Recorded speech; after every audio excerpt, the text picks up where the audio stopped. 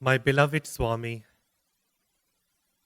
Mr. Naganand, Dr. Akshay, Brother Balu, respected elders, brothers and sisters, my lovely Sai youth, what do you think Swami will be remembered for the most? The rings and trinklets produced with a wave of a hand, the Vibhuti and Amrit manifestations in countless homes around the world, the hospitals, institutions, water projects, schools, museums, there's so much. Will he be remembered for all his ashrams or the Sai movement across the world? Or will he be remembered as a modern-day guru? All of the above.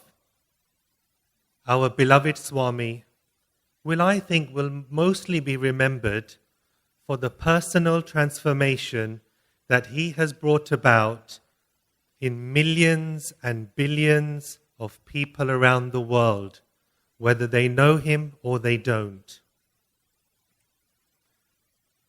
Brothers and sisters, we are living examples of the Sathya Sai phenomenon, the greatest event of the 20th and 21st century. I am grateful once again to Swami and the Sri Sathya Sai Global Council USA, in particular the organizers of this amazing retreat, for bringing me back to beautiful USA. I have lovely memories of USA. The first time I came on Swami's work was thanks to Sister Geeta and Brother Mohan, and I was asked to speak in Washington. Then again I came a few years later. Swami sent me to address the young adults at a national YA retreat in Chicago, and I had to give some strong, bitter remarks on how young adults should conduct themselves. And once again, I'm here to share the love that you all have.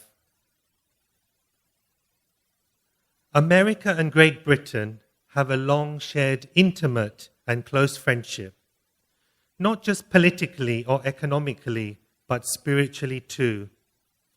There is a lot that we have learned from each other, and I pray that that bond of friendship continues. Last year, as Brother Balu mentioned, I was sitting watching the USA pilgrimage, and I had a look of panic at one point, and I started sweating. My national UK council president was sitting behind me, so I turned around to him and said, "You better be this good," because they were coming the following month. You did a fantastic program last year. Each one of us has a unique experience and a unique story regarding those lovely, intimate moments with our beloved Swami. Swami likes us to share these so that they not only inspire and motivate people, but usually there is a valuable lesson and teaching that accompanies each experience for the person as well as the listener. I really am but a single grain of sand on Bhagavan's vast shore, mingling with countless other grains of sand, each with a unique tale to tell and experiences etched by the tides of life. Together we form the boundless beach, where every grain holds a divine story, whispering its own truth in the grand narrative of existence. William Blake, the English poet, beautifully put it, "To see a world in a grain of sand and a heaven in a wild flower, hold infinity in the palm of your hand and eternity in an hour." The Buddha was right when he said, if you want to understand the universe, look deeply into the smallest grain of sand. Therefore, if you want to understand Swami, if you want to understand Bhagavan, look at the grain of sand. Enveloped in that grain of sand, you will find His Majesty. My life changed when Swami came into my life at the tender age of 9. Swami has been very kind to me over the years, and some of the experiences that I will share with you are a reminder to us that Swami truly is omnipresent, omnipotent, and omniscient. We may forget Him, but He will never forget us. Unlike many of you, I guess I needed a little more work in becoming the person Swami wanted me to become. You know, the very first interview that I had with him, and a few thereafter, it was my job at the end of the interview. Swami had a red basket packed with vibhuti, and it would be my job to hold that vibhuti as we went round, and Swami would take a heap of the packets and give it to all the people. We were very close. Sometimes his hair would brush my face, but we were literally on one occasion nose to nose. I said to Swami, "Swami, can I stay with you?" He paused, he looked at me, and then said, "No qualifications." You see, Swami is an extremely tough taskmaster and always expects perfection. Despite my many imperfections, he remains ever patient, nurturing the hope that one day I too will rise to meet his expectations. Now let me take you on a journey back to the 1980s, to England, to a very quiet town in London. In a modest home lived a devout couple and their only child. A 9-year-old boy sits alone late at night, gazing out of the window at the stars, pondering the existence of God. Did he know I existed? Did he love me? Where was he? And why has he not revealed himself to me? That night, with a very heavy heart, I laid my head to sleep, feeling very alone and empty. I had a dream that night. It was so vivid that even 40 years on, I still remember it like it was yesterday. In that dream, I saw the whole universe. And within the universe and on earth, Swami's face was in the sun, in the moon, in the planets, in the stream, in the mountains, in the hills, in the animals. It was very profound. This beautiful smile and this huge tuft of hair. Then the scene changed. And this man with this beautiful hair came in the form of an astronaut. So imagine, Swami was wearing the clothes of an astronaut. Mr. Naganand, you're like this. He then changed and he looked like a barrister, but an English barrister. You know, they wear the wigs. And then I saw this person in the outfit of a cowboy with the Texan hat and staring at me. You know, Swami says regarding dreams that only when he wills it can we dream of him. Dreams come to us in order to grant us courage, confidence, and often clarity of thought. Swami says, when I appear in a dream, it is to communicate something to the individual. It is not merely a dream, as it generally can be. Do not think that these incidents you experienced in your dream are sketches of your imagination. I was giving you answers thereby to all your doubts. So let me be clear here. I am not someone that particularly has regular dreams of Swami. Maybe one or maybe two in like 3 or 4 years. But when I do have a dream of Swami, they are quite profound and very powerful. In fact, after a long time, at the start of 2024, Swami came into my dream. And we were sitting in darshan. As Swami came up to me, all he said to me was, "I like it when you talk." I woke up the next morning and this fear gripped me. Because when Swami says something profound like this, something is going to be happening in the future. Fast forward a couple of months, I get a message or WhatsApp from Brother Balu, Brother Subbu, Sister Vinny, "Please can you come to the retreat?" So there you go. I hope Swami still thinks the same after I finish talking today. You see, I was always very different. I was very quiet, very content to stay in the background. I definitely didn't like to speak, especially in public. I wasn't the brightest in the class either. In fact, my teachers at parents' evening often informed my parents, who had such high expectations for me, that I was just average. This revelation came as quite a shock to my Guju parents, who had probably dreamt of me becoming a doctor, the first Rishi Sunak, or an accountant.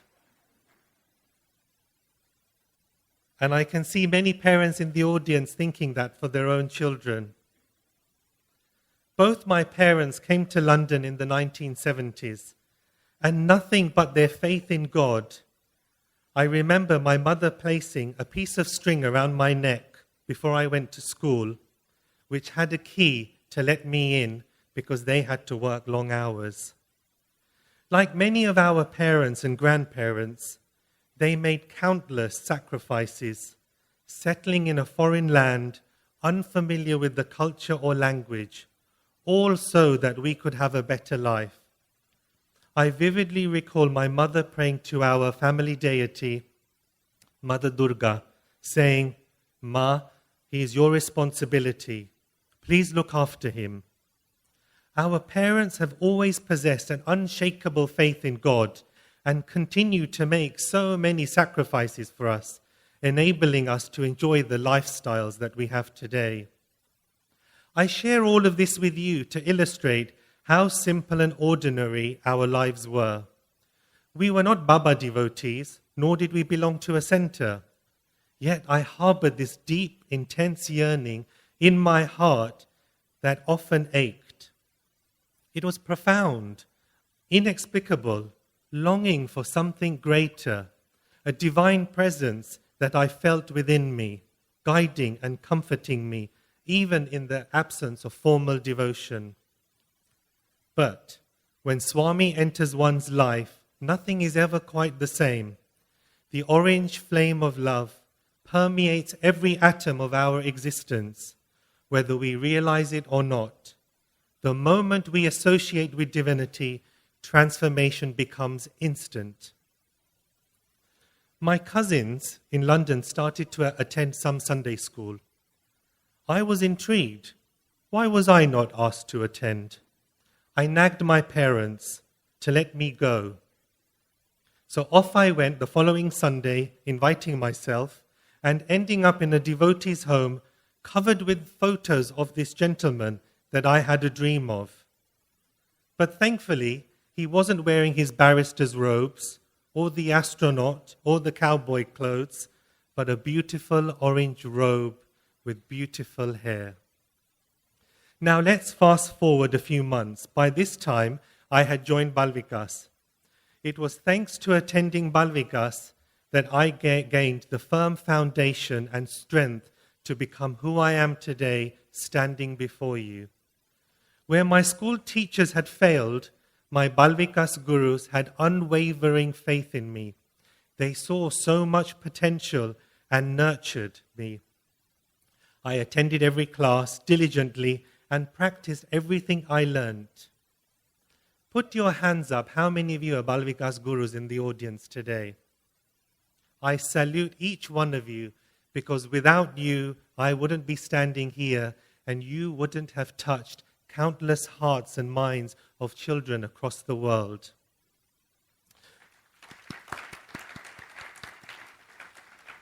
So from the moment I started the Balvikas program, total transformation. I vividly remember being put forward for the lead role in many of the plays that were performed at festival times. This greatly boosted my confidence and strengthened my character. How clever Swami is at each teaching component has an effect on people's character. Suddenly, my grades began to improve overnight.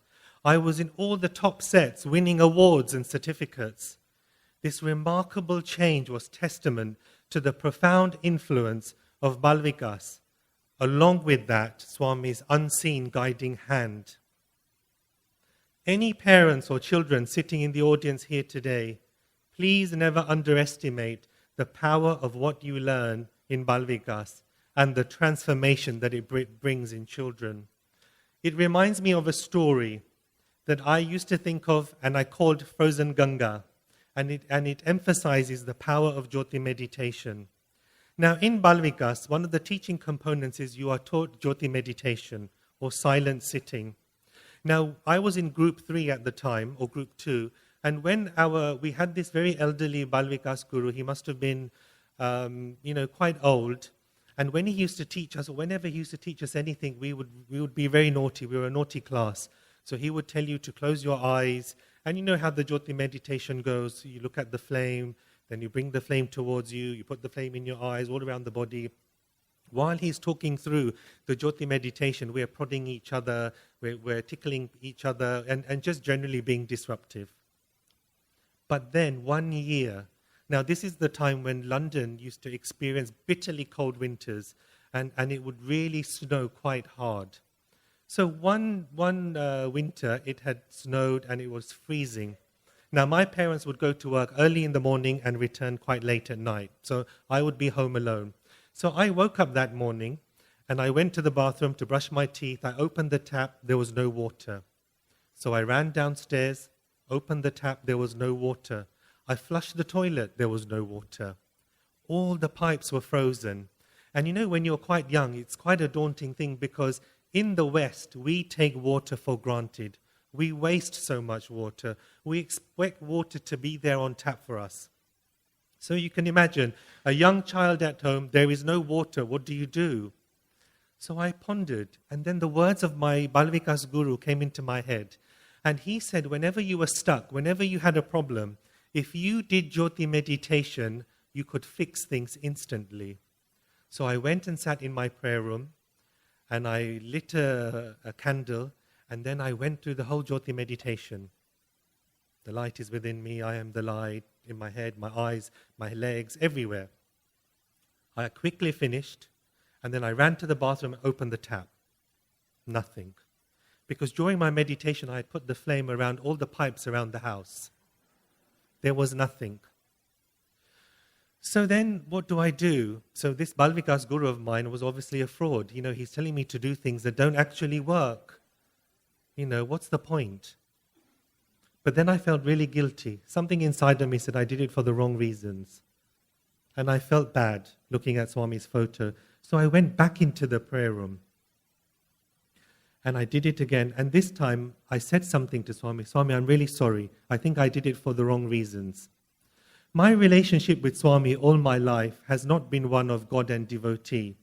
It has always been one of friends. We are friends. He's my best friend.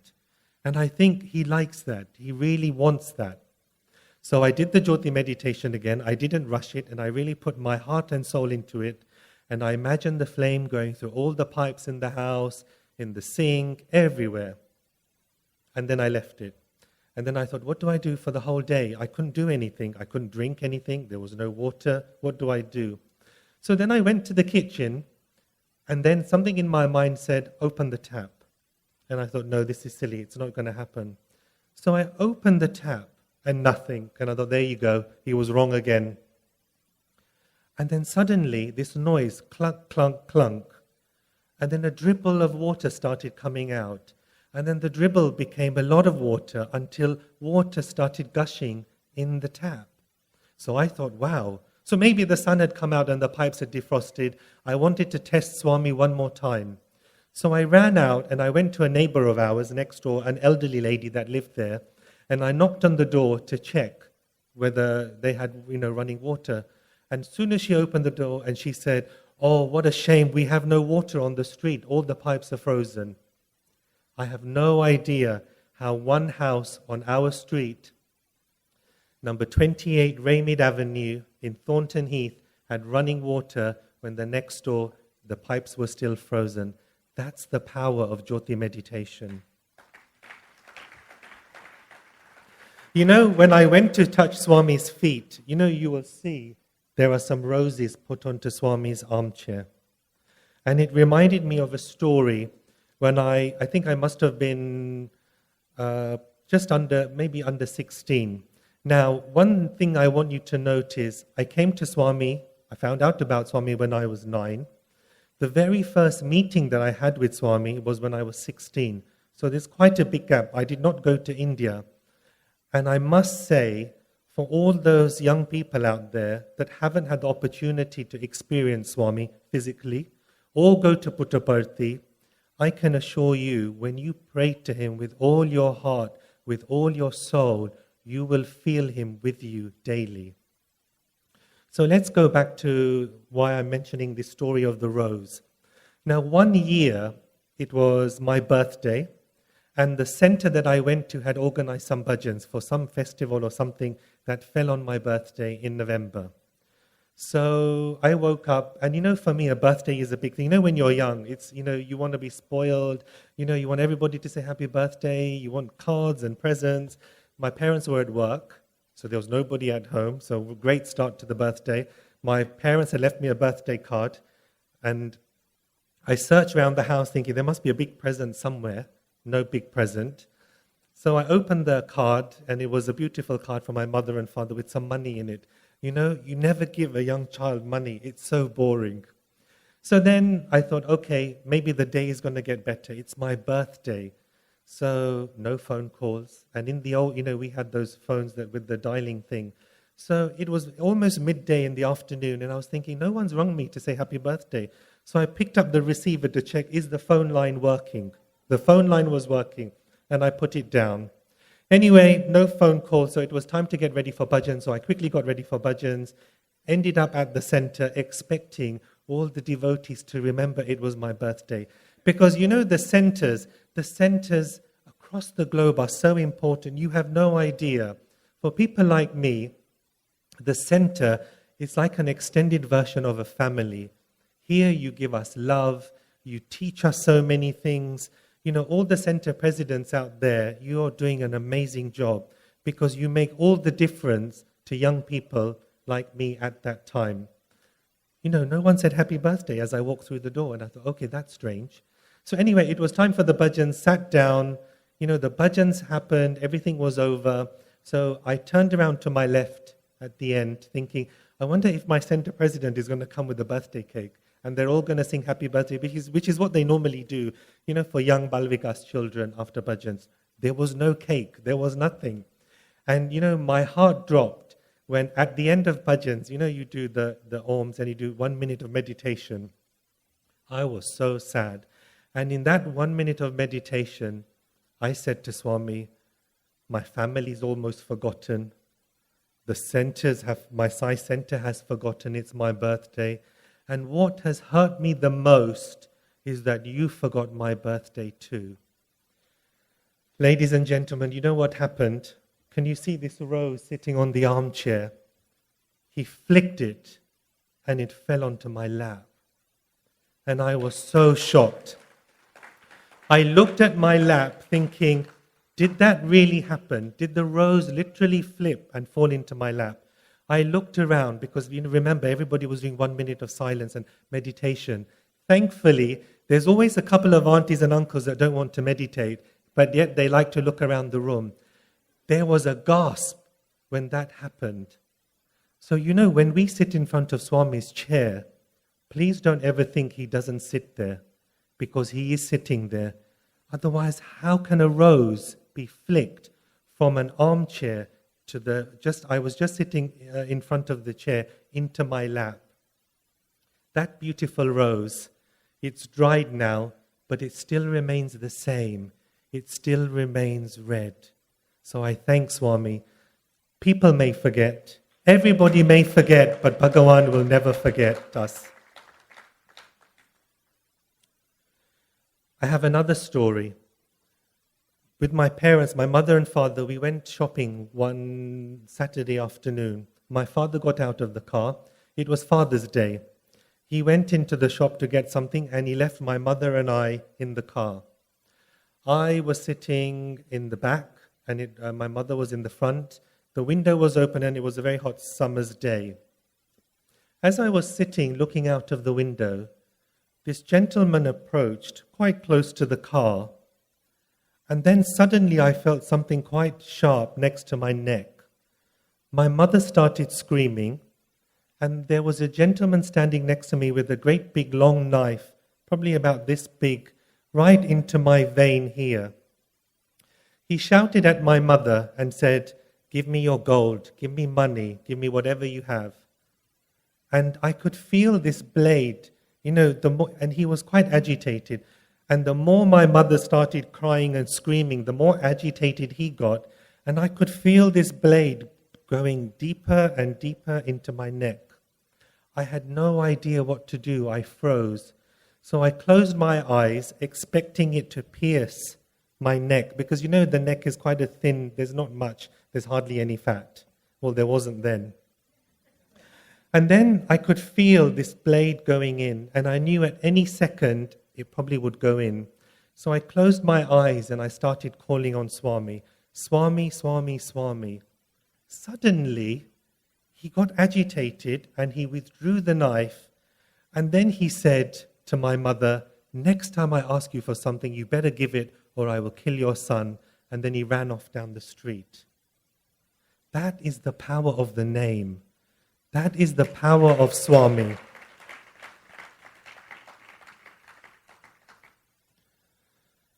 Shirdi Baba said, "My eye is ever on those who love me. Whatever you do, wherever you may be, ever bear this in mind. I am always aware of everything you do." Sometimes we pray to God and wonder, does He really listen to our prayers? Can you imagine how many people must be bending His ear for a favor? But words have tremendous power. They can arouse emotions and they can also calm them.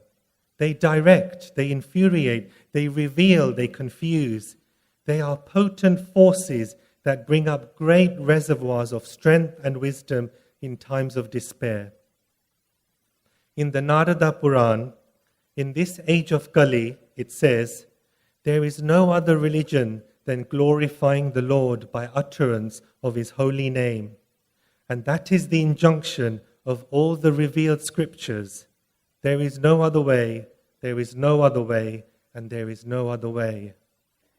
The name of the Lord is so powerful that it made stones float in Treta Yuga when Rama needed to cross Lanka.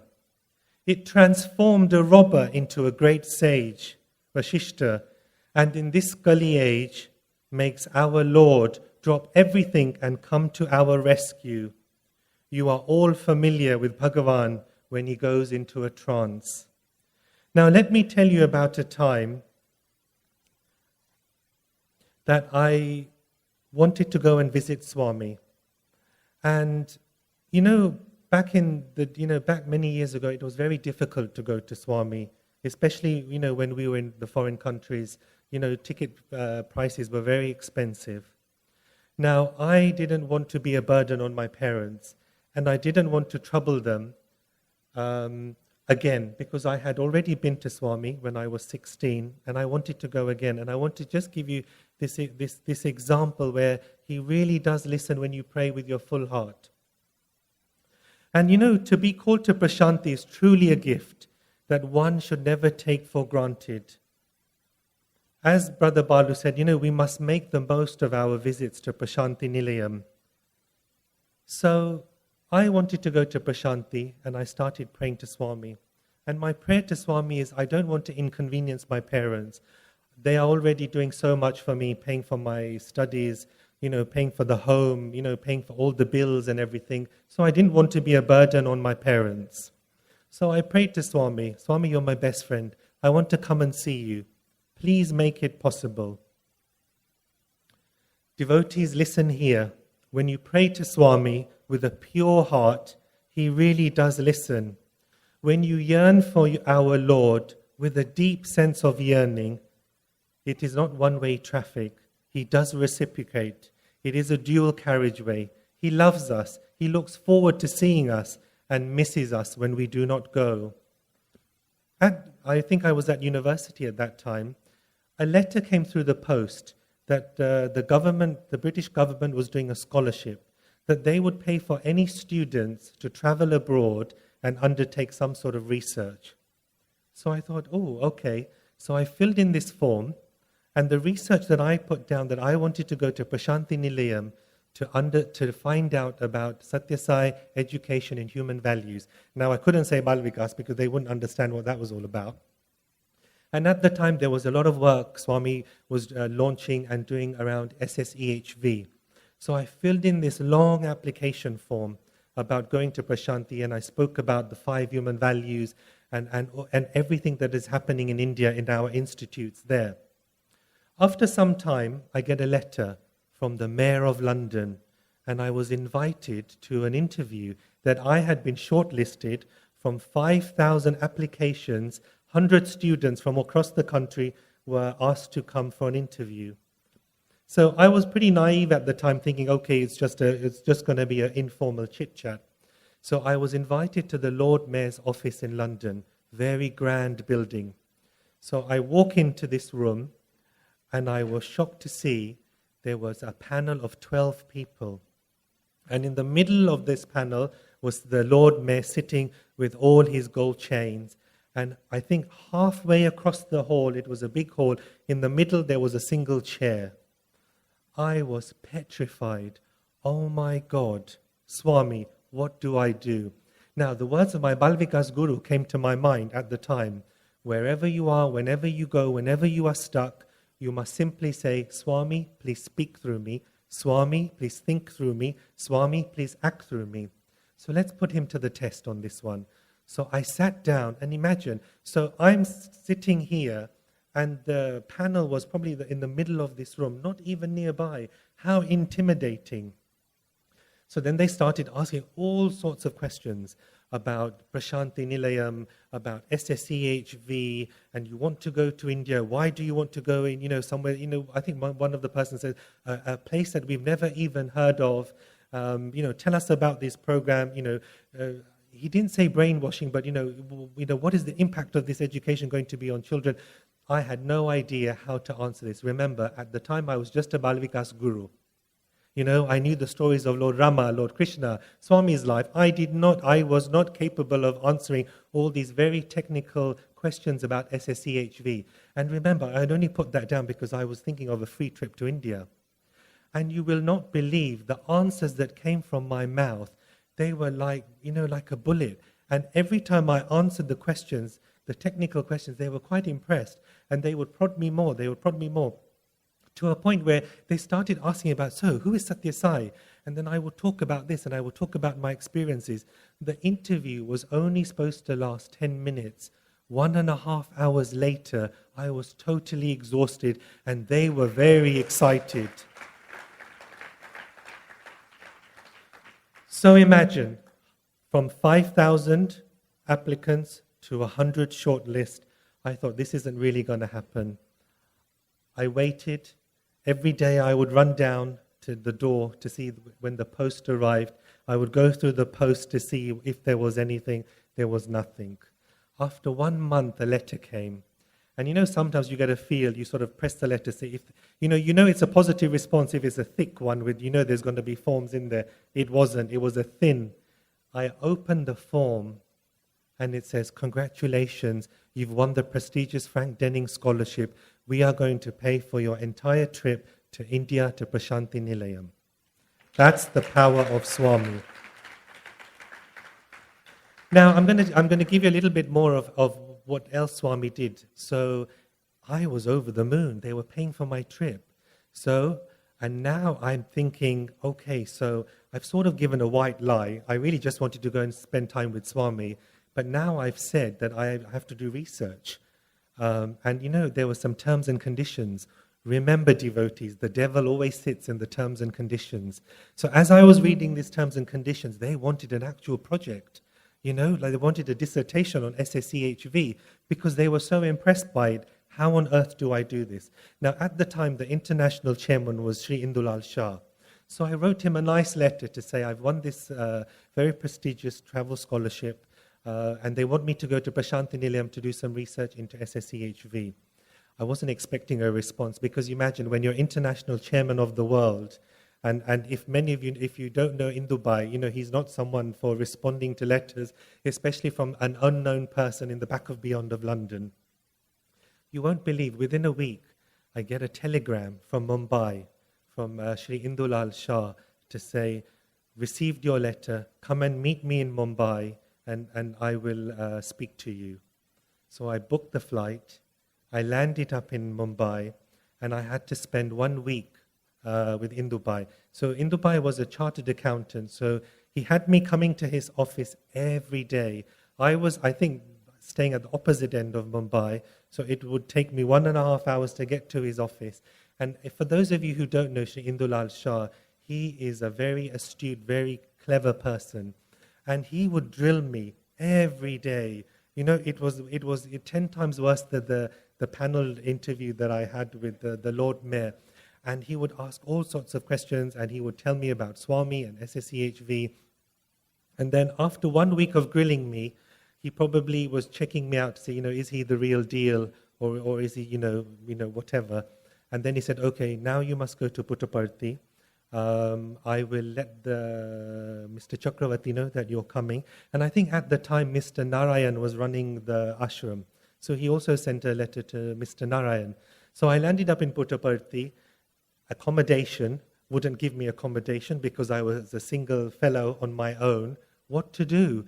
And then I thought, no, and I said to them in the accommodation, but Sri Indulal Shah has asked me to come. And I think, like they said, well, they haven't told me. We haven't received any communication. And I thought, oh, another test of Swamis. What to do? Thankfully, a group from UK had just turned up. And they saw my predicament. They could see that I didn't know what to do. It's like, where do I go? And then, they took me into their group. So I got the accommodation. The next morning, Swami was coming. And then he stopped in front of me.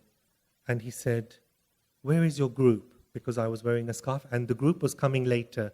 I had gone a few weeks early because they had made some arrangements for me to spend a summer in the primary school researching and speaking to a lot of the teachers on SSEHV.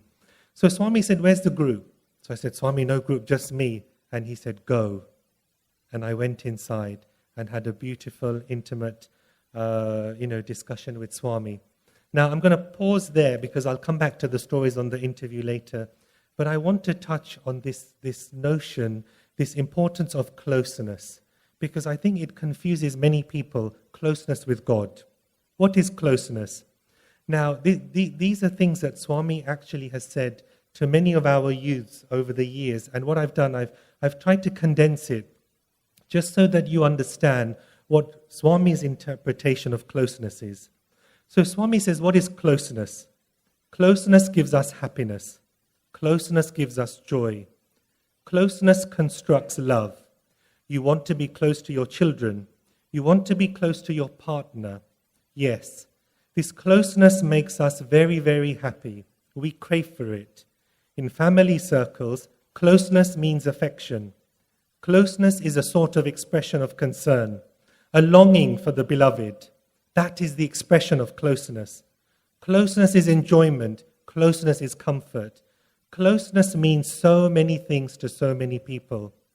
But in respect of Swami, it should be different. If anybody says to you, I am close to Swami, I am close to Baba, be very careful. You cannot claim to be close to Swami. It is a folly to think like this. To be close to Swami is only an imagination. To be close to God is an expression of pride. To be close to God is just an expression of ego. God is not an object. God is the subject. God is the phenomenon, not a person.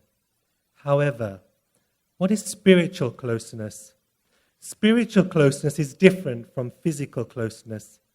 Physical closeness is proximity or nearness, whereas spiritual closeness is dearness. Spiritual closeness brings God, makes Him walk towards you. Physical closeness demands that you run and occupy the front row in darshan. That's the reason why so many people fail. Spiritual closeness demands that stage when Swami Himself will respond, when God Himself will walk towards you and alerts you, apprises you, and says yes. He elevates you. I think He finds Himself within you. That is what you call spiritual closeness. Spiritual closeness is humility. It is so humble. Spiritual closeness is what we call adoration, respectfulness, reverence, friendliness, loveliness, not merely a friend. Kindly understand, physical closeness can make you a friend, but spiritual closeness will develop a quality of friendliness. But for spiritual closeness, there are no requirements of time or space. God has to present Himself anytime you want Him to, anytime you demand, anytime you call for Him. He's at your beck and call, at your doorstep, because the switch is in your hand. This holding of the switch, that you're in a state of company with the Lord, that you can flick on and off, it is a switch. And it reminds me of a story. And I'm going to take you back to Prashanti back in the late 80s, in the 90s, when there was no concrete, there was no Saikulwant Hall. And we used to sit on the sands. And it reminds me of the devotion that the people used to have during, those times. And I remember sitting on the sands, and Swami used to normally come out at 4 o'clock on the dot. We would start lining up at 2 o'clock. So there was a big performance. You used to queue outside, used to pick a chit, and then you used to go inside. Now, if you managed to get the first row, it was like ecstasy. So this time we were sitting in the middle, and it was very grey, and the clouds had gathered. Any minute, it looked like there was going to be thunderstorm. And then it started raining. And it rained, and it rained. And the Sevadals came, and they started telling everybody to go. Nobody would move. Some people went, but generally the devotee sat there in pin-drop silence, refusing to move. The rains got worse. There was downpour. There was a bit of lightning. There was a huge downpour, but not many of the devotees moved. That when I looked at them, their devotion, it was really like seeing a scene of the gopis. And they just sat there. They didn't move, they didn't flinch, they didn't try to cover their hair. And Swami came out in that downpour just on the ledge, and he looked, and it was pouring with rain. And then he shooed it like that. And then suddenly, within minutes, it stopped raining. And then suddenly, just above him, the clouds started breaking. And forth from that break in the clouds, this beautiful rainbow, this beautiful sunlight pour forth. He responded to the devotion of all those people sitting there. Our devotion can melt Swami's heart. That is real spiritual closeness. It reminds me of another story. We were in Kodaikanal, and Kodaikanal was very, very beautiful, the darshan that you got there. Now, in Kodaikanal, we used to queue up outside Swami's house, just next to the lake at 4 o'clock in the morning. And the weather was like London. It was cold. You'd have to wear socks, thermals, shawls. It was really freezing. And in Kodaikanal, Swami would come out at 8:30. So you can see it's quite a long wait. So we would wait outside, and they would let you into the compound, and we sat there. And then it started raining. And there was just a bit of shower. Now the Sevadals didn't know what to do, because if it continues to rain, there's no shade there, Swami will get wet. So they told us to go, that there is no darshan that morning. So with a heavy heart, all the people assembled, they left the hall. They left, the darshan area. Now, that afternoon, I was talking to one of the coordinators of the Sevadal that I knew. And he told me that Swami was very angry when he came out. So at 8:30 on the dot, imagine, Swami came out and he walked a little bit and he had seen that the hem of his robe had got wet. So he went back inside to change. Now what had happened, when he went back inside, the Sevadal thought Swami is not happy, and they sent all of us away, thinking that there's no darshan. But then Swami changed his robe and he came back out. So Swami came back out, the doors opened, and he was, where are they all?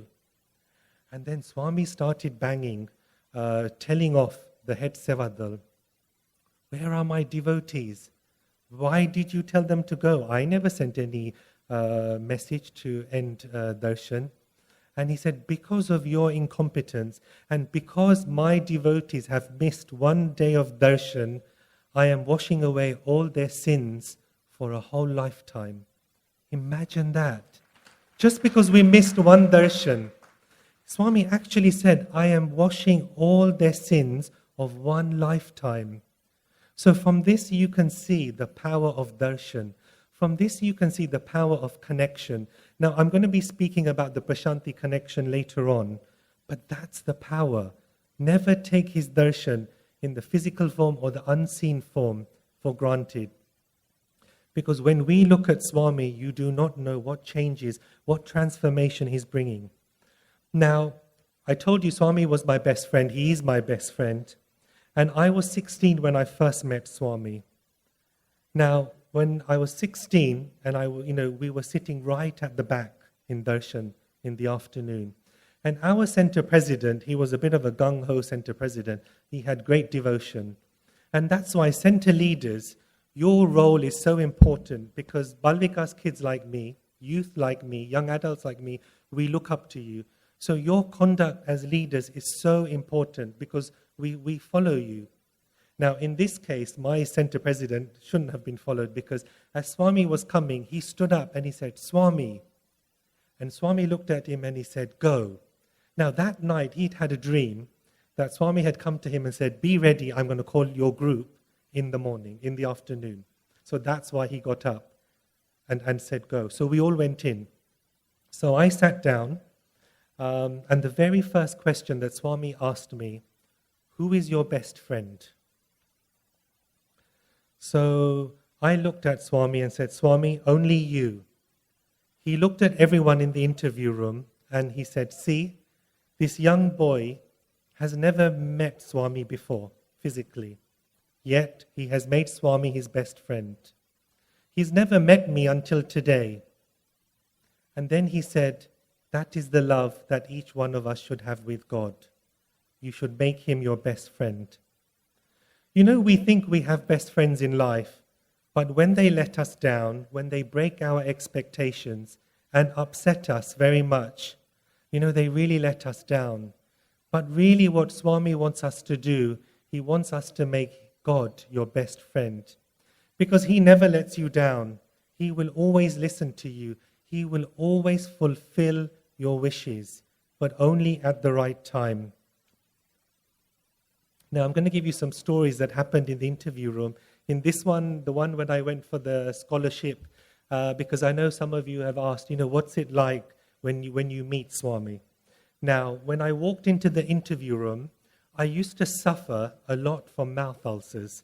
I think in America you call them, is it canker sores or something like that? So I had, being in Puttaparthi, in the late 80s, there was no Western canteen, there was no Punjab canteen. We had to suffer the South Indian canteen. Being a Guju, not used to eating so much rice, not used to the spices.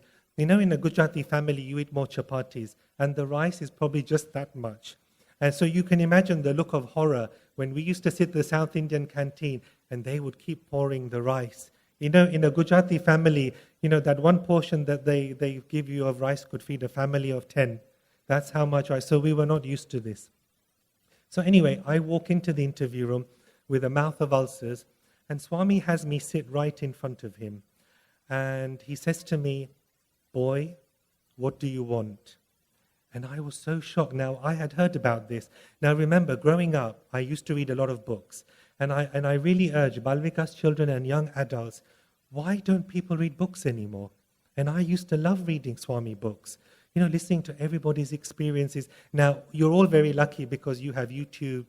You've got people like, Sister Geeta who come and tell you all these wonderful stories of Swami. When I was growing up, I had none of that. But I used to avidly read lots and lots of Swami books. So Swami said to me, and I had prepared this question, because, people always say, sometimes in an interview, Swami will ask you, what do you want? So it's like a boon when he asks you that. So I had come prepared. I had a bit of a checklist. Maybe I will ask for this. Maybe I will ask for that. I wasn't sure, but I wasn't expecting him to ask me, what do you want? So Swami said to me, what do you want? So I said, I'd prepared for this, and I said, Swami, please, can I have a ring? I always wanted a ring. Because, you used to see the elders with a Swami ring. And you know what Swami said? Your wife will give you a ring. And I was so disappointed. He broke my heart. Then there was a little bit of chit-chat. This couple had come from Delhi. And they had a little baby. Swami said to this couple, Larki ka naam kya hai? In Hindi, what is the name of the girl? And they said, Swami, you have to give a name. And they said that we've called her something, it's a temporary name. So Swami said, why temporary? Make it permanent. I can't remember the pet name that they had given her. But then Swami said, okay, call her Akhladini. Call her Akhladini. Then he waved his hand right in front of me. So I was sitting in front of him. And he materialized. In Gujarati families, they put these little, like a bracelet on babies when they're born, and they have black beads, so you don't get the evil eye. So Swami materialized a very small chain with these little beads. It was about this big. So I was thinking, it must be for this little girl's hand. He told the family to come forward. Now, bearing in mind, this is my first whole experience of seeing God in action. Swami took this little necklace that was this big, and it had 3 strands of gold chain, very thin. It was literally this big. In front of me, he put it in front of me. He started pulling this gold. The ball started multiplying. The chain started multiplying. So from this size, it became the whole size of the baby. And he told them to come forward, and he put it around this baby. So now, she must be in her 40s, and this must be a long necklace that this beautiful young Akhladini must be wearing. So that was one story. Then there was a young boy in our group, and he used to stutter. Now, when you're young, when people stutter, it's the worst thing. And the worst thing you can do when a young person stutters is finish their sentence. So our center president said to Swami, Swami, this poor boy has a stutter. And Swami looked at him. Without touching him, without doing anything, Swami said, slight adjustment karna hai. And like he was turning the knob of a radio station, he said, slight adjustment karna hai. And he did like this in the air. Like he was fine. And the boy, after the interview, he told us, he felt some cord in his mouth was tightening. After the interview, he never stuttered again. Then, it reminds me of another story. Within that interview, some lady had come in a wheelchair. Okay, so this person had never walked before. So Swami went up to this lady and said, get up. Now, that's quite embarrassing. When you've never walked, and Swami's saying, get up. He said it a few times. She wouldn't get up. And poor lady, is sitting there thinking, Swami, what do I do? You're telling me to get up, but I can't get up.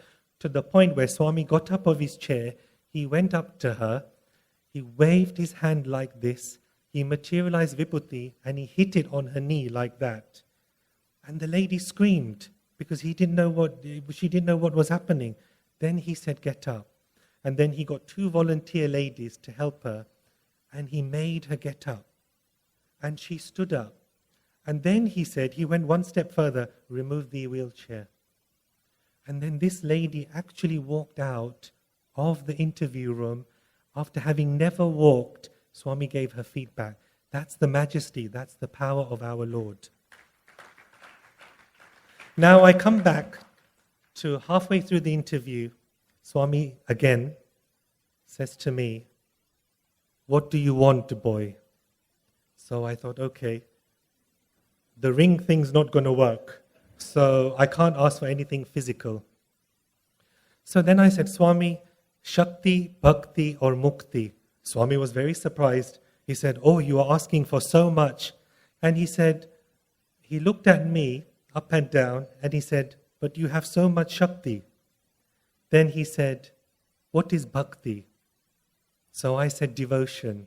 And he said, "No, Bhakti is love for God."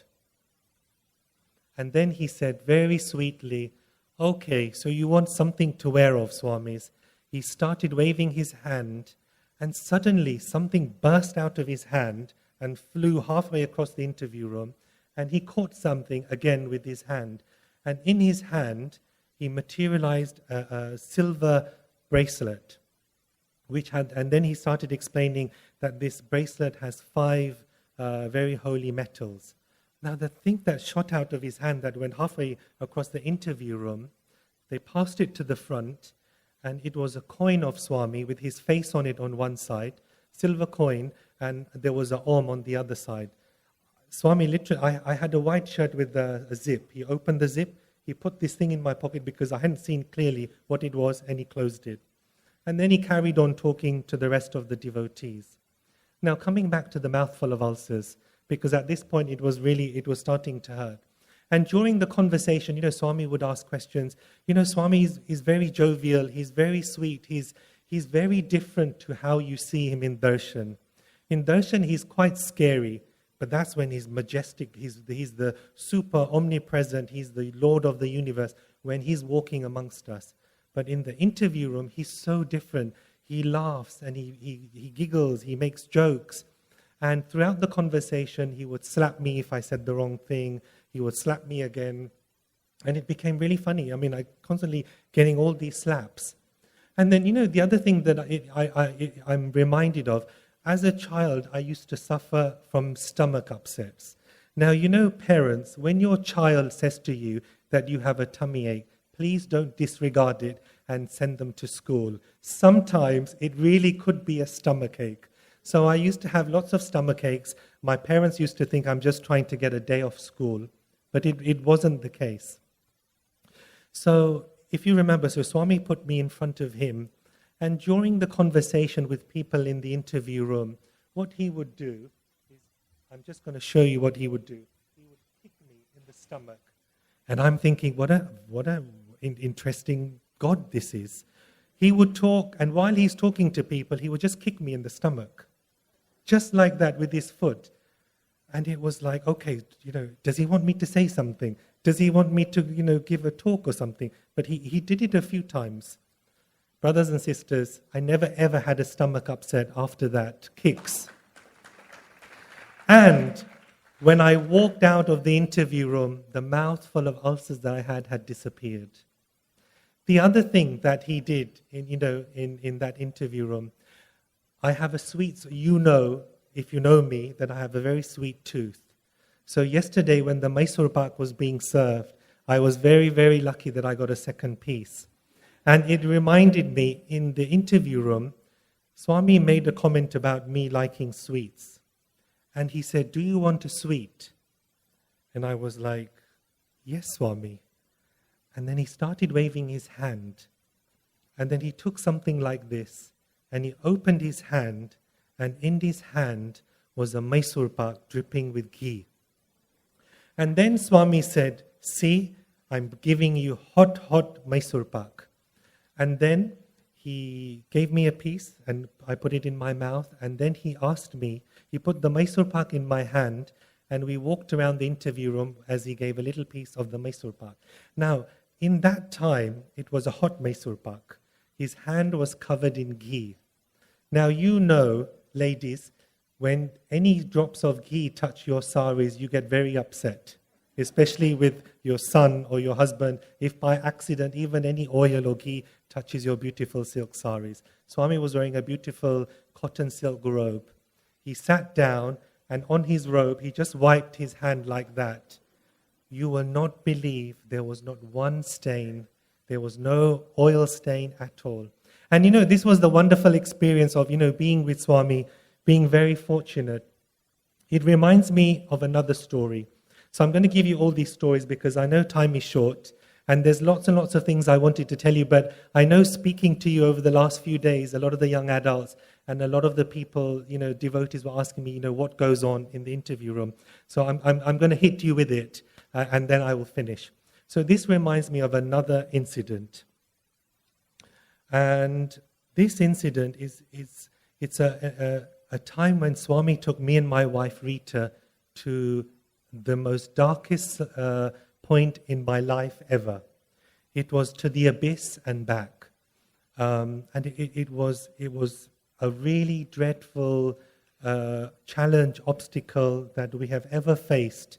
And it was a real test of faith, of devotion, of love for God.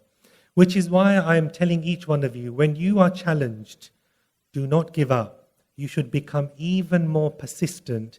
Your devotion and your faith in Swami must become like titanium. Do not give up. So let me give you some context to what this test, this challenge was. In 2001, after Swami's birthday, the day after, 24th of November, we were called in for an interview, quite unexpectedly. So Swami sat and spoke in the interview room.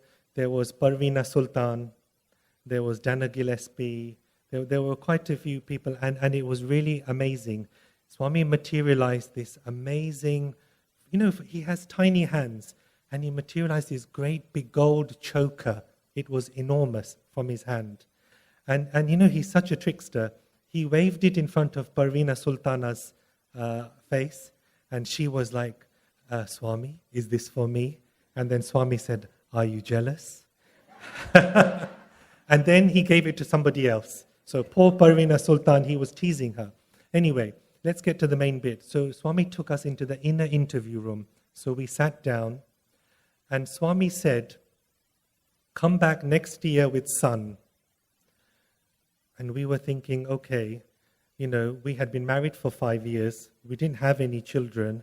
So for Swami to proclaim, next year, come back with son, we were trying to do the maths and thinking it's not possible because religiously we always came back in April because of the Kodaikanal trips. We never wanted to miss the Kodaikanal trips.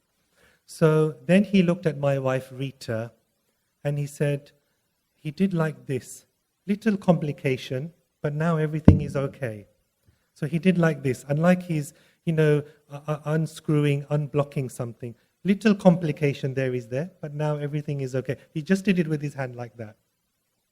So we walked out, and then come April, we came back. My wife was expecting, okay? So we came back. Swami hadn't left for Kodaikanal. We were in Whitefield. We were very lucky. Out of the blue, Swami called us in for an interview room. Now, for those of you who don't know, my wife is not as big as me. She's very small, very petite, very slim build.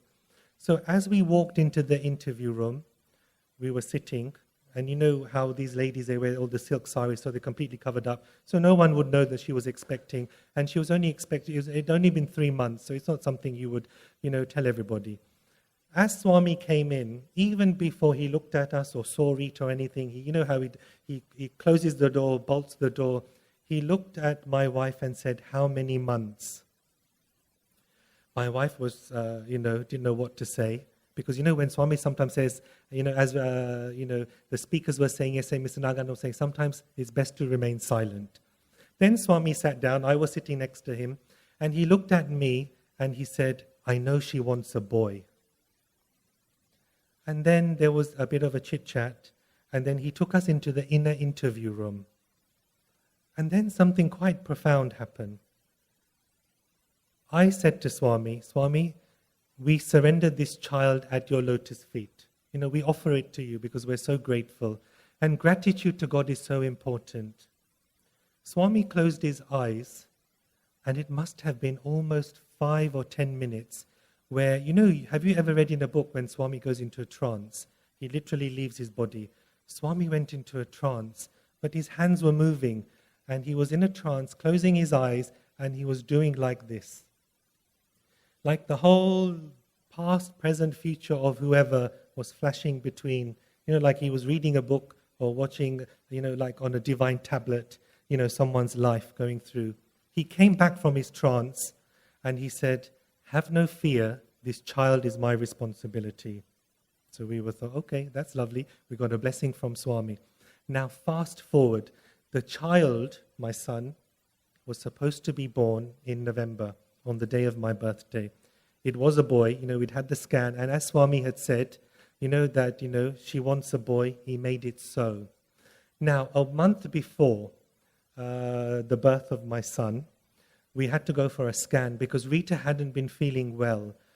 She had this really sinking feeling that something was not right. It had been 8 months. So we went for this 8th month scan.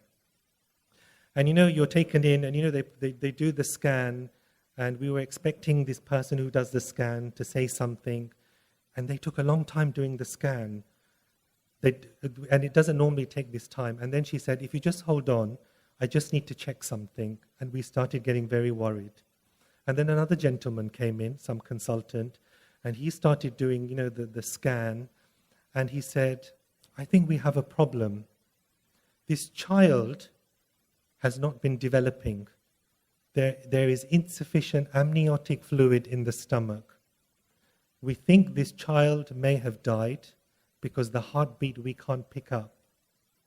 And because there was less amniotic fluid in the stomach, it won't be, it's too small to do surgery, but we will need to take you to the hospital to give birth." So my wife started crying. We came out of the clinic. I started shaking. I didn't know what to do. We hailed a black cab, and they said, "Go to A&E straight away, to accident and emergency." We went to accident and emergency. They took her in. They got her all on the wires, and we were told to prepare for the worst. This child basically, is semi-alive and may not make it. So it was too late to operate or do anything. So we were put in a holding room. My wife was on the bed. I didn't know what to do, so I just started praying. I just started calling on Swami. Now remember, I don't dream of Swami like I've said to you. I've just had the 1 or 2 quite vivid dreams that I've shared with you. That night, in the hospital, Swami came into my dream. He was walking down a wooden staircase. He looked at me, he started waving his hand, and water started pouring out of his hand. And he told me to clench my hands like this. The water started pouring, and out from his hand plopped a great big shivling that I caught. And he said, "Don't worry, everything will be okay." So I quickly woke up and I said, "Rita, Swami's just come," and he said, "Everything will be okay." So the next morning the consultants came, and you will not believe there was no beds available in the hospital in central London that we were. So they couldn't do the operation. Then there was talk of sending us via helicopter to Scotland to do this special operation, because in London, for some reason, there were no beds available. Can you believe it? So then I thought, okay, Swami, we don't want to go to Scotland. Then I remembered we have private medical insurance. So I said, "Doctors, will this help?" They said, "Well, why didn't you tell us this before?" They made some inquiries, and then we were told to go to a hospital. But the problem was it was 6 o'clock at night. No ambulances were available. They were all out. So then they had to call a private ambulance, and imagine, so the sign, the Westminster Big Ben, traffic is coming this way, our private ambulance is going in the opposite direction, because we had to get to the private hospital before the consultant finished for the day. So we got there to this, it was called, the Portland Hospital. It was a private hospital that I had never heard of. But when we got there, we were told, "You're in the best place, because this is the place where Princess Diana had her child." It's the place where the royal family, of the UAE and royal families all have their children. So we were thought, wow, what grace from Swami, how he's looking after us. We get there, And then, they do all the procedures. They wheel us into the theatre room. The doctor was quite funny. He said, "Do you want to play any music while we do the surgery? Because, doctors, I did not know this. You play pop music in the theatre." So the doctor said, "Otherwise, your child is going to be born listening to pop music." So thankfully, at the time in Rita's bag, she had a CD of Swami, if you all know the words, Embodiment of Love, with Swami doing, these beautiful chants, Vedic chants to music. So she gave this to the doctor. So imagine the scene now. We're in the theatre, the doctors are all in their scrubs, Swami's voice is booming, singing these Vedic mantras. The doctors are looking at each other thinking, what is going on here? But then you get to the serious bit where they tell you, we are now going to operate, the child will come out, it may move, it may not move, you have to prepare for this.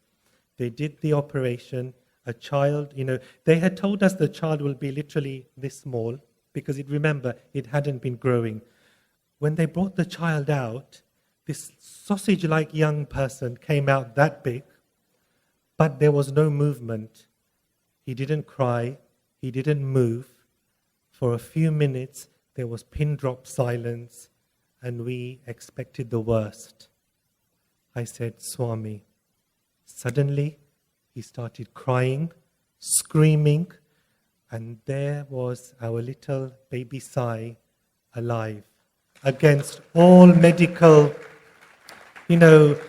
theories that they had said, Swami had saved this child. Now, there is a tailpiece to this. During the World Youth Conference in 2007, we got there early. And a week before the youth conference, Swami called Dr. Goldstein. And for a long time, Swami was talking to Dr. Goldstein. Swami was on the podium, and it was about 15 minutes. Now, I was thinking, this is good. Swami must be giving instructions of what we need to do for the World Youth Conference. And then suddenly, you could see Dr. Goldstein coming, and Dr. Goldstein was someone of this, but he's like, whatever Swami says, he tries to carry it out to the letter, and he comes running towards me while Darshan Bhajans is going on, and he was panting, and he was saying, Swami spent just 15 minutes talking to me. I did not understand a word he was saying, but all I understand was he kept saying, 5 years ago I was with Mrs. Chudasama. 5 years ago, I was with Mrs. Chudasama. That's how Swami said it. He said, does that mean anything to you? What does that mean? 5 years ago, I was with Mrs. Chudasama. 2007, my son was about to turn 5. And Swami was giving the assurance that he was with us. And he was telling Dr. Goldstein. And Swami had told Dr. Goldstein that he wanted Rita to narrate this story during the World Youth Conference. She narrates this story much better than mine, but the underlying story is Swami can do anything. When you have intensity, when you have love, when you have faith in him, and this is what I want all the youth to understand. You don't have to have seen him. You don't have to be physically with him. You don't need interviews. You just have to have intensity. Why am I standing here narrating all these stories? Because my relationship with Swami was one of friendship. It was one of intensity. I used to love playing archery when I was at school. What are the tenets of archery? You have to get the bullseye.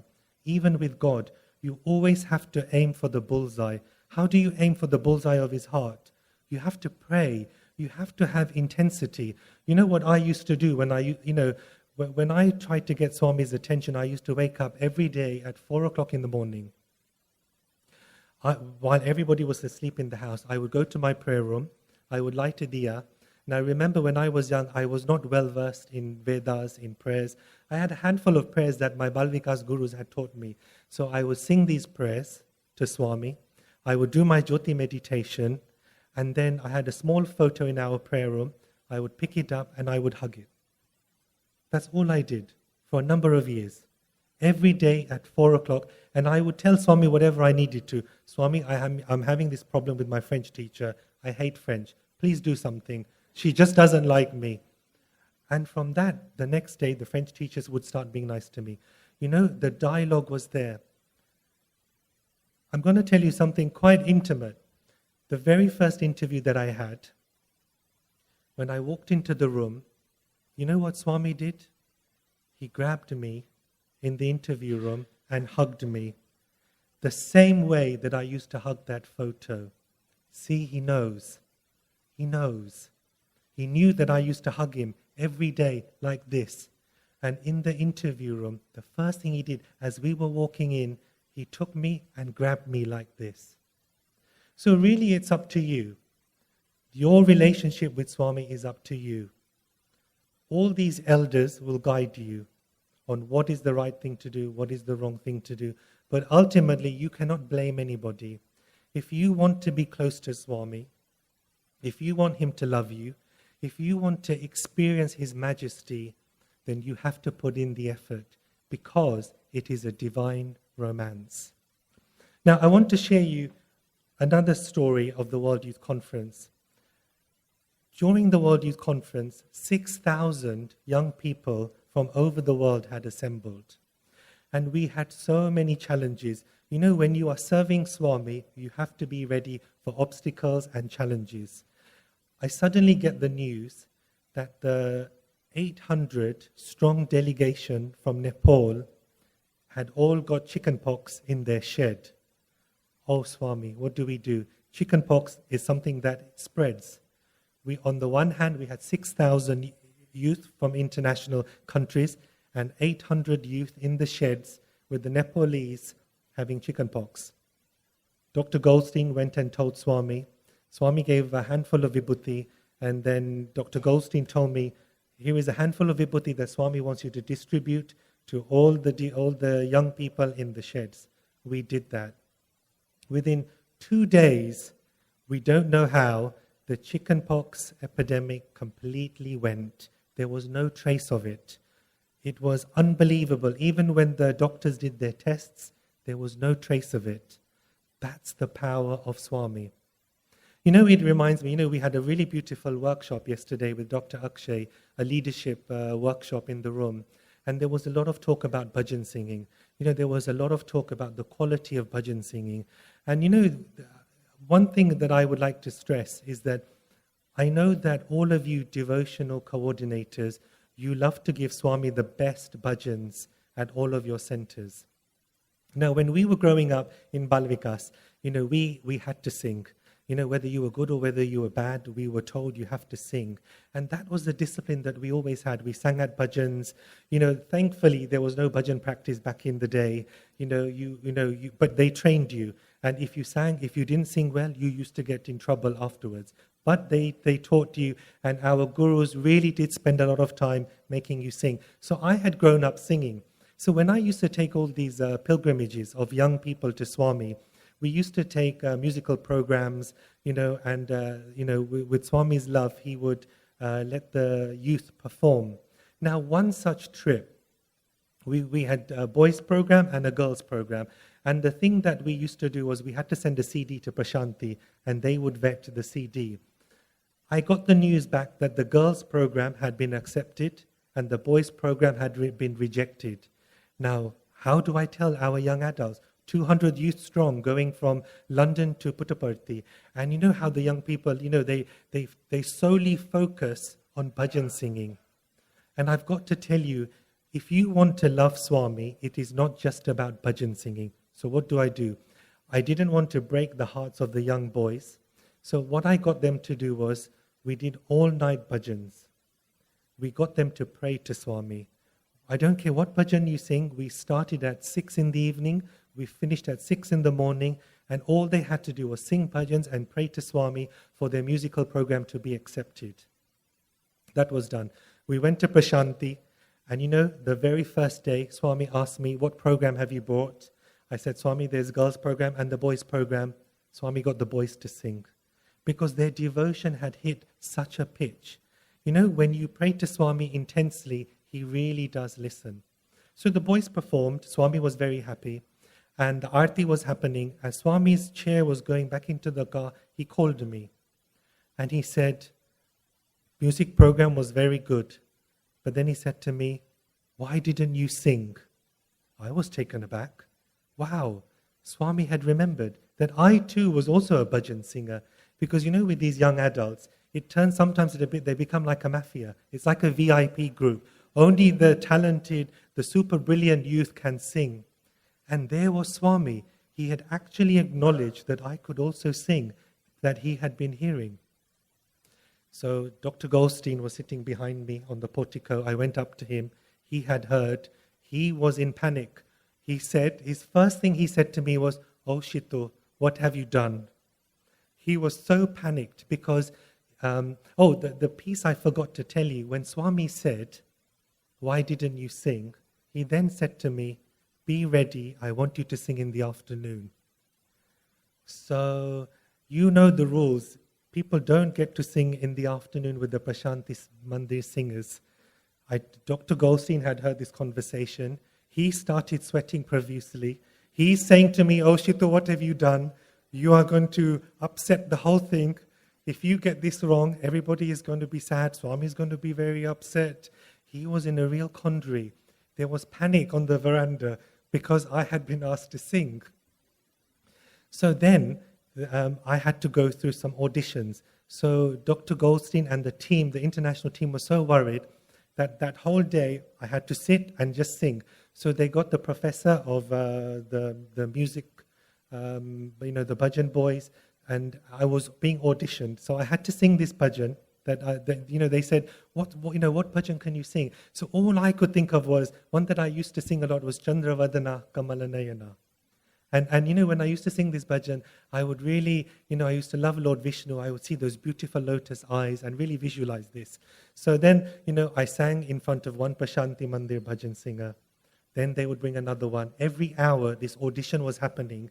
And it was the most stressful, nerve-wracking thing ever. Dr. Goldstein's worried that, oh my gosh, what is Swami going to say? He's going to be very upset. But not once did anybody have any confidence in me that I could actually sing. So Swami's car came, and I had been placed on the veranda. As he came, he put the window down, and he said, "Are you ready?" He smiled. I smiled. Dr. Goldstein was sweating. Unhappy look on his face. We went inside to the mandir. Swami looked at me. "Are you ready?" The bhajan started, and there were also some other of the UK boys sitting next to me. Swami said, "London boys, Prashanti boys, all are my boys." Then, one after the other, then it came to my turn. I started singing Chandravadana, Kamalanayana, Narayana, Sai Narayana. Swami had his eyes closed. And in that bhajan, there is a crescendo. And while I'm singing, I'm looking at him, because never will this opportunity ever come again. And I'm thinking, and all sorts of thoughts are going through my mind. Am I singing right? What's Dr. Goldstein? This is going to be the end of my career serving Swami. But I'm looking at him, and he's in this wonderful trance-like fixation with beautiful eyes. His eyes were closed, and I started getting worried. He's not opening his eyes, but his eyes are closed. And suddenly there is a crescendo about, these words of Narayana, Narayana. And I started singing with all my might. Suddenly he opens his eyes, and there's this just huge, humongous power that comes out of his eyes into me. And I just felt so humbled. And it was one of the most beautiful things I've ever experienced. The tailpiece, obviously, the elders of the organization were all happy that I didn't fluff up, I didn't sing wrong. Swami was happy, and once again, Swami protected us. Swami is a great proponent of the young adults. We make so many mistakes, but he will come and tell us. But he will always never do it in public. And don't think, when you have proximity to Swami, when you are given the opportunity to be close with Swami, it's not all roses. Brothers and sisters, I've also been given interviews where he's called me on my own. He has taken me inside. He shouted at me. He's told me off. And do you know what I do when he tells me off like this? I just do one thing. So imagine he's standing in front of me. He's screaming. He's not screaming. He's shouting. He's telling me off. Why did you do it like this? He does it in a very beautiful way. And he does it in such a way that you just get so upset. And the way I pacify Swami, whenever he does that with me, I grab his waist and I just hug him with my head on his tummy, and that cools him down. And then he quickly changes like that. That is our Swami. His heart melts. When we can make 1,000 mistakes, but if that one piece of love, that one piece of, Swami, I'm trying, please give me another opportunity, it really melts his heart. Now, before I end, I've got 4 minutes. I would like to talk about a very important topic, connection to Prashanti. Connection to Prashanti is very important. Some may argue that realization can be found anywhere, but I reply back that realization is not something easy, it is more complex than the mind can fathom. Only a guru, only a true guru or a god, in our case Swami, can act as the catalyst to speed up the process. But you have to go to Prashanti and live it and get the benefits. Merely thinking about vitamin D or meditating on its benefits and thinking that of the sun, you will not get the nutrients that vitamin D can give you. You have to go into the sunlight. You have to absorb it. Only then can you take vitamin D into your system. In chapter 25 of the Sri Sai Charitra, Shirdi Baba says, "Believe me that though I will pass away, the bones in my tomb will give you hope and confidence. My tomb will be speaking, moving, and communicating with those who surround themselves wholeheartedly to me. Do not be anxious that I will be absent from your life. You will hear my bones speaking about and discussing your welfare. But remember me always. Believe in me, heart and soul, and then you will benefit greatly." In the Catholic Church, relics are very important. Famous saints are buried always. There's St. Peter's relic, his bones in the St. Basilica in Rome. St. Francis of Assisi has been buried in Assisi. That's where his remains, his bones are. St. Bernadette of Lourdes, where the miracles are still happening, where hundreds and thousands of pilgrims from the Catholic Church flock there, still experiencing miracles of St. Bernadette's bones. In India, we have these Shakti pits. You know the story of Sati. When she emulated into the fire, and when Lord Shiva came and he took her, and bits of her body fell into various parts of India. Vaishno Devi, it is said in Jammu that the skull of Sati is there. Kalighat, in Kolkata, it is said, her toe fell. Ambaji in Gujarat, it is said that's where her heart fell. These are Shakti Peeths. They are very, very powerful centers in India. Last month we were in India, and I had the good fortune of visiting one of these Shakti Peeths. It is said that the Sati's upper lip fell there. And it's in a cave. You have to walk 500 steps to get to this temple. It's in a mountain. And to get into the mountain, the hole is only this big. Look at my size. You literally have to crawl on completely on the ground to get into this cave. And when you get into this cave, there is this beautiful idol of Devi. And the power within that mountain, that cave, is just so electrifying. That's so powerful. So these are relics. These are really important pieces. Now, Prashanti Nilayam. You don't just have a toe or an arm or a heart or a head. You have our beautiful Lord who is there, who is still alive. And we hear from so many young adults who travel to Prashanti Nilayam that when they go and when they touch that holy Mahasamadhi, when they kiss that Mahasamadhi, the youth, the young adults that go who don't have a job, they come back and find out they have a job. If they're looking for a partner, they come back and suddenly they found, someone. If they have an illness, they touch that Mahasamadhi. Imagine the power.